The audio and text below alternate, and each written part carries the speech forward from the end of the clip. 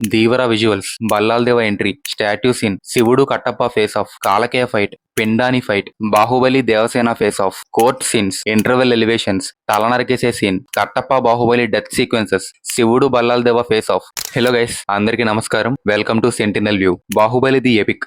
మిగతా re రిలీజ్లకి Baahubali re release కి తేడా ఏంటి?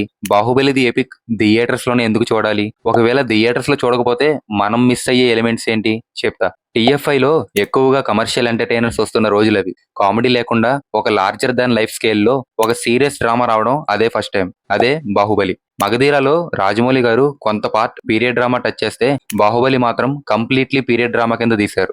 మన ఇండియన్ సినిమాలో బాహుబలి అనేది the best period drama film. ఆ visuals, grandeur, sets, VFX, background score ప్రతిదీ కొత్తదే మనకి. ఫస్ట్ పార్ట్ రిలీజ్ అయిన రోజు తెలుగులో మిక్స్డ్ టాక్ తెచ్చుకున్న డే 2 నుంచి బ్లాక్ బస్టర్ అయ్యి దూసుకెళ్లిపోయింది. తర్వాత పార్ట్ 2 రిలీజ్ కి ఉన్న హైప్ అండ్ ఎఫోరియా మళ్ళీ ఏ సినిమాకి చూడలేదు.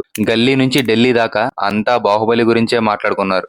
సో ఇప్పుడు రీ రిలీజ్ ట్రెండ్ నడుస్తున్న ఈ రోజుల్లో బాహుబలి రీ రిలీజ్ ఎప్పుడు చేస్తారా అని చాలా మంది వెయిట్ చేశారు. అయితే మన జక్కన్న మిగతా డైరెక్టర్స్ కన్నా ఎప్పుడు ఒక మెట్టు పైనే ఉంటారని మళ్ళీ ప్రూవ్ చేసుకున్నారు. ఎలా అంటే, Baahubali the beginning and Baahubali the conclusion రెండు కలిపి బాహుబలి ది ఎపిక్ అనే కొత్త పేరుతో రిలీజ్ చేస్తున్నట్టు అనౌన్స్ చేయడం, 6 అవర్స్ ఫుటేజ్ ని 3 hours 44 minutes కి ట్రిమ్ చేసి క్రిస్ప్ గా స్క్రీన్ ప్లే ఉండేలా డిజైన్ చేయడం, ప్రతి ఫ్రేమ్ కలర్ గ్రేడింగ్ చేసి 4K కి ఎన్హాన్స్ చేయడం ఓన్లీ రాజమౌళి గారికే సాధ్యం. ప్రతి ఫ్రేమ్ కలర్ గ్రేడింగ్ చేశారు అని నీకెలా తెలుసని మీరు అనుకోవచ్చు. ఒకసారి ఈ 2 frames అబ్జర్వ్ చేయండి, మీకే అర్థమైపోద్ది. విజువల్ పరంగా ది బెస్ట్ చూడబోతున్నాం మనం. గబ్బర్ సింగ్ సినిమాలో పవన్ కళ్యాణ్ గారు నాకు నేనే పోటీ, నాతో నాకే పోటీ అన్నట్టు ఇప్పుడు రిలీజ్ అయ్యే Baahubali the epic Baahubali part 1 and part 2 తోనే పోటీ పడబోతుంది క్వాలిటీ విషయంలో. ఒక్క నిమిషం, ఇక్కడ దాకా వీడియో నచ్చితే కొంచెం లైక్ అండ్ సబ్స్క్రైబ్ చేసేయండి. అప్పుడే కదా మన మాయిష్మతి ప్రజలకి వీడియో బాగా రీచ్ అయ్యేది. Okay, next. బ్యాక్గ్రౌండ్ స్కోర్ కూడా ఇంకా ఎన్హాన్స్ చేశారు అన్న టాక్ గట్టిగా వినిపిస్తుంది. దానికి రీజన్ ఇప్పటికే రిలీజ్ అయిన టీజర్స్ అండ్ ట్రైలర్స్ లో